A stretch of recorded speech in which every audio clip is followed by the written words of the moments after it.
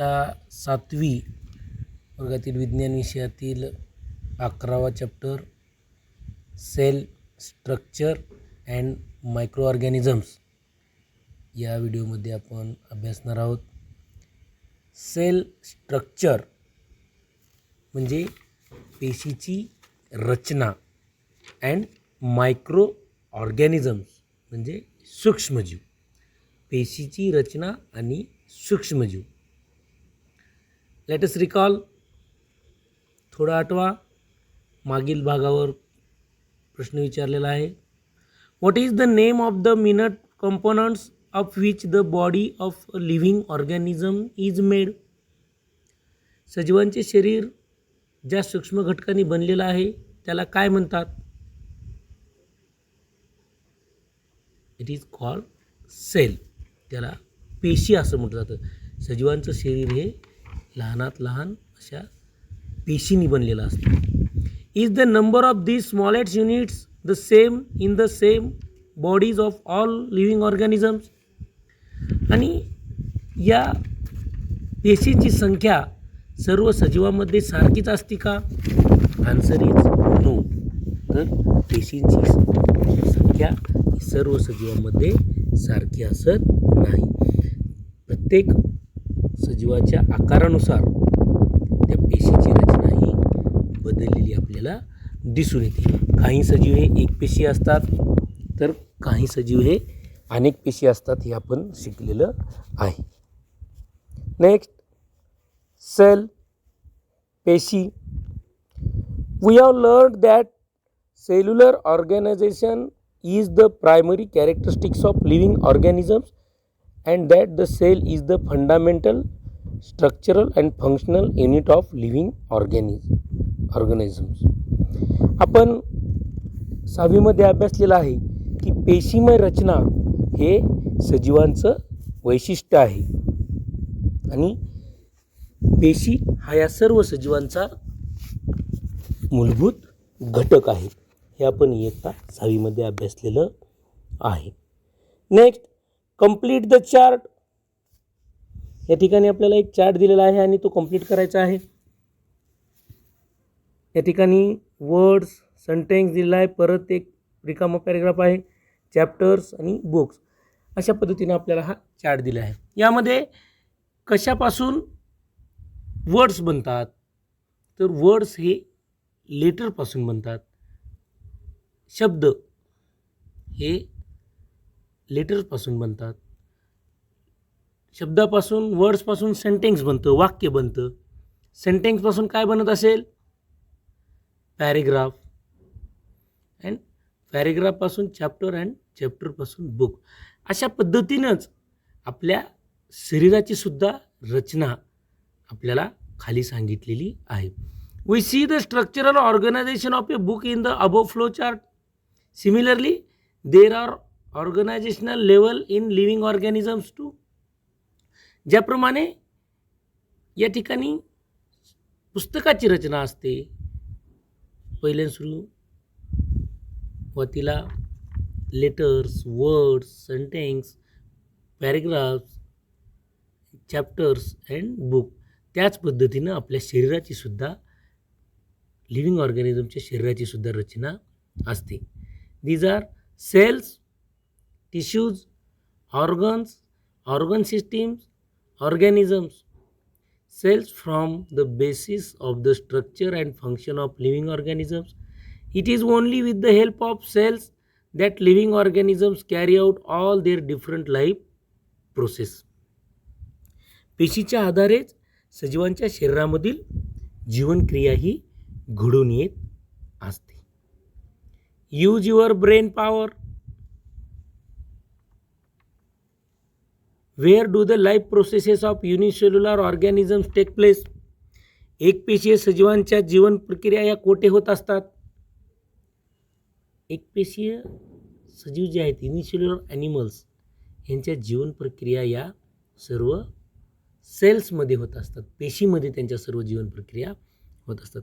या ठिकाणी सेल, अनेक सेल्स जेव्हा एकत्र येतात तेव्हा काय तयार होतं? टिश्यूज तयार होतात, उती.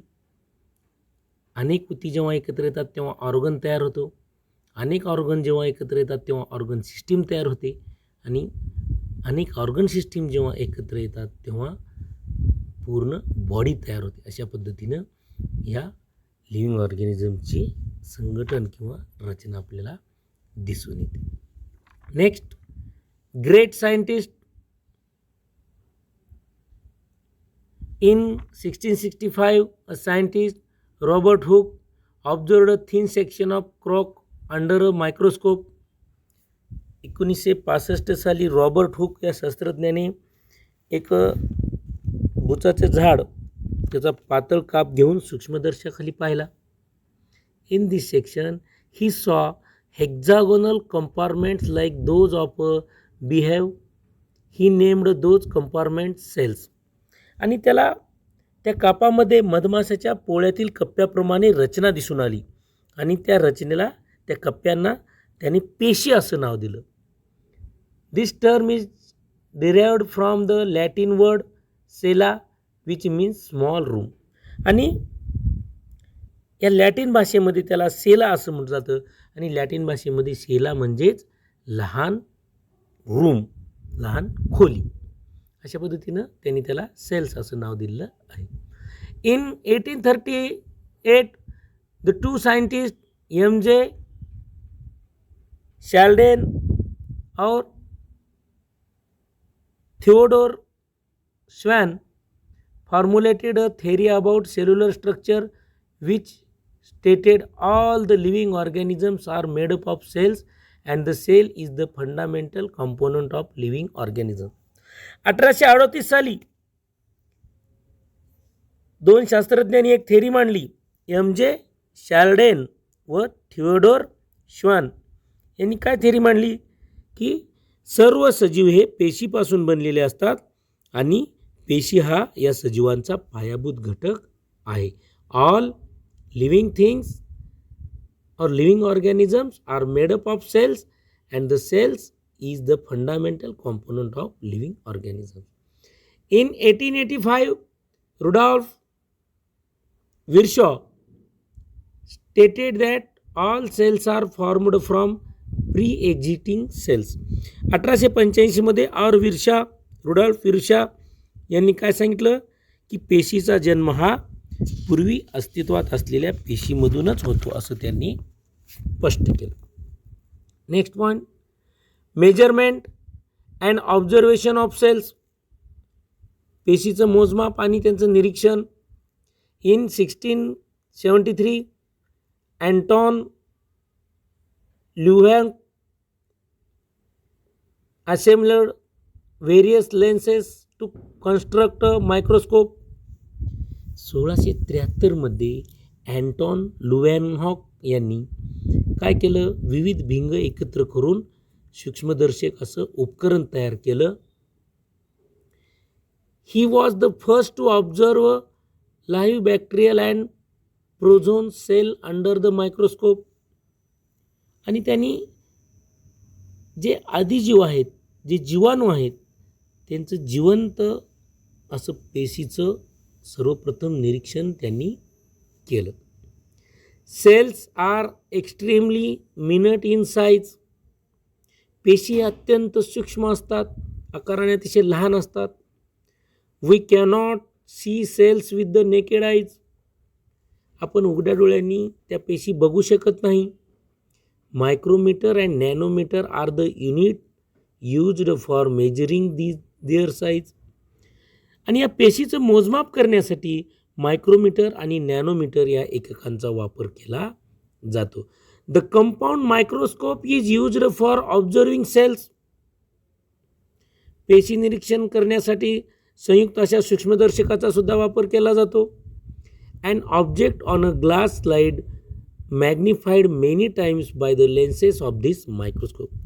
यामुळे ज्या भिंगामुळे काचपट्टीवरील वस्तू जी आहे ती आपल्याला कित्येक पटीने काय दिसत असते, मोठी दिसत असते या मायक्रोस्कोपमुळे.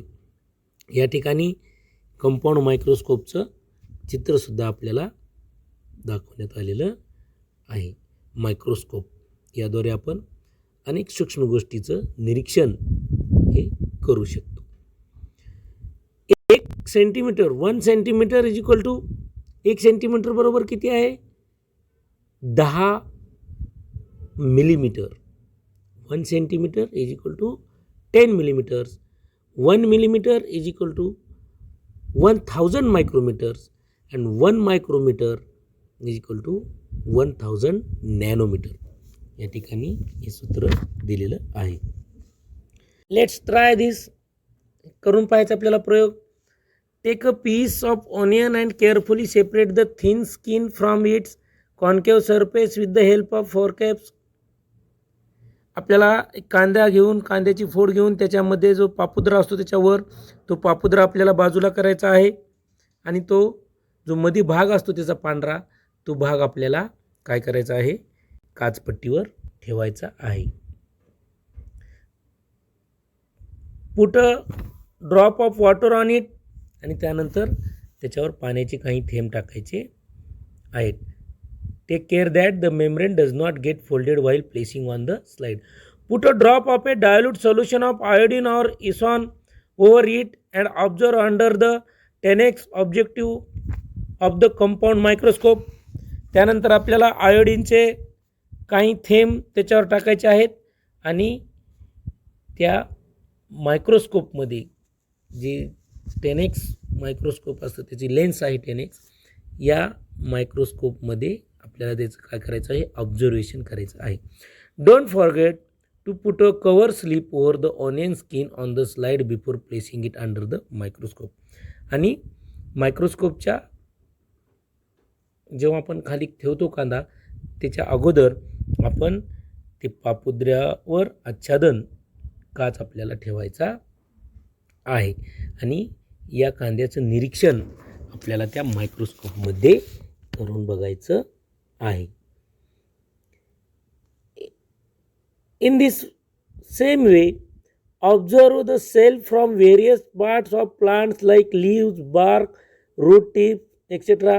Do you remember that the last year you had observed the amoeba and paramecium that are found in water? अशा प्रकारेच वनस्पतीच्या विविध भागाचे पानांचं सुद्धा आपण निरीक्षण करू शकतो, मुळांचं निरीक्षण करू शकतो. इयत्ता 6वी मध्ये अमेबासारख्या पॅरामेशियमसारख्या एकपेशीय प्राण्यांचं सुद्धा ऑब्झर्वेशन आपण मायक्रोस्कोपमध्ये केलेलं आहे.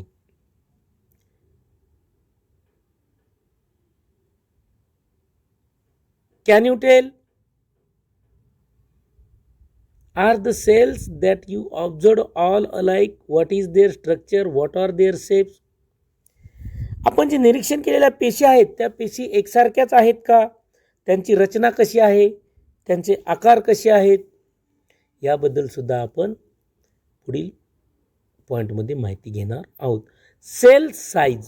आता पेशींचा आकार, साईज ऑफ सेल्स, पेशींचा आकार. There are great variation in the shapes of cells. पेशींच्या आकारामध्ये विविधता आढळून येते. Their shapes are mainly related to their function. त्यांचा आकार हा प्रामुख्याने त्यांच्या कार्याशी निगडीत असतो. Observe the cells of different shapes shown below.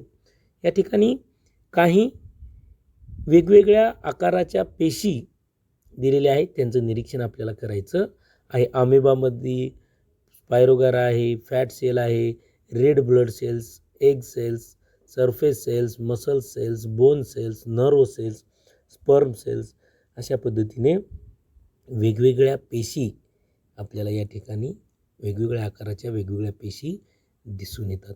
Cells are of many different shapes that is circular, rod shaped, columnar, spiral, oval, rectangular. पेशी या गोलाकार, रॉड शेप्ड, दंडाकार, स्तंभाकार, स्पायरल, ओव्हल अँड रेक्टँग्युलर अशा पद्धतीच्या पेशीचे आकार आपल्याला आढळून येतात. Each cell contains various components for carrying out the life processes of the living organisms. या प्रत्येक पेशी या सजीवांमध्ये वेगवेगळ्या प्रकारचे कार्य करत असतात. These components are called organelles. आणि या घटकांना, या पेशीच्या घटकांनाच ऑर्गनल्स म्हटलं जातं, पेशी अंगके असं म्हटलं. These organelles are studied in detail with the help of the electron microscope. आणि पेशीच्या अंगकांचा अभ्यास हा इलेक्ट्रॉन सूक्ष्मदर्शकाद्वारे केला जातो. Which can magnify images up to 10 into 2 into 2 billion times their actual size. एवढ्या मोठ्या प्रमाणात हे इलेक्ट्रॉन मॅग्नो जे सूक्ष्मदर्शक आहेत ते त्या ऑब्जेक्टची साईज हजारो लाखोच्या पटीमध्ये प्रतिमा मोठी दाखवत असतात. There are two main types of cells. पेशीचे मुख्य दोन प्रकार आहेत, plant cells and animal cells. प्राणी पेशी आणि वनस्पती पेशी. These cells consist of various types of membrane bound cell organelles. Plant cells have a definite shape due to the presence of the cell wall around them. वनस्पती पेशींना त्यांच्यामध्ये असलेल्या ज्या पेशीभित्तिका आहेत, सेल वॉलमुळे त्यांना विशिष्ट आकार प्राप्त होतो. Besides animal cells, plant cells contain single large vacuole. त्याचबरोबर या वनस्पती पेशीमध्ये मोठ्या आकाराच्या रिक्तिकासुद्धा आढळून येतात. All these cells are known as eukaryotic cells. आणि या सर्व पेशींना यूकॅरोटिक सेल्स म्हणजे दृश्य केंद्रकी पेशी असं म्हटलं जातं. दोन प्रकार, वनस्पती आणि प्राणी पेशी, plant cells and animal cells. Plant सेल्समध्ये सेल वॉल्समध्ये त्यांचा जो आकार आहेत त्यामुळे त्याचा आकार प्राप्त होतो, एक विशिष्ट आकार प्राप्त होतो प्लांट सेल्सना. Next, the cell has 4 main parts. पेशीला 4 महत्त्वाचे भाग असतात. फर्स्ट, द सेल वॉल पेशीभित्तिका, सेल मेम्ब्रेन पेशीपटल, सायटोप्लाझम पेशीद्रव्य अँड सेल ऑर्गनल्स म्हणजे पेशी अंगके. सेल वॉल पेशीभित्तिका. The cell wall is the outermost covering of a cell. It is present only in plant cell. पेशीभित्तिका ही एक बाहेरचं आवरण आहे आणि हे फक्त वनस्पती पेशीमध्येच आढळून येत असतं. प्राणी पेशीमध्ये सेल वॉल असं नाही. प्लाझ्मा मेम्ब्रेन पेशीपटल.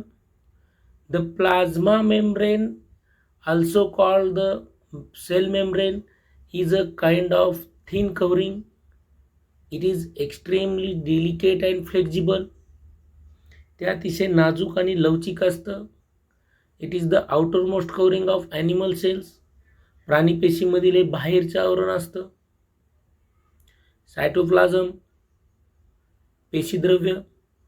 The liquid part in the cell present around the nucleus is called cytoplasm. पेशी केंद्रकामध्ये जो द्रवरूप भाग असतो त्याला पेशीद्रव्य असं म्हटलं जातं. It occupies the space between the plasma membrane and nucleus. आणि हे पेशीद्रव्य आणि पेशीपटल यामध्ये हे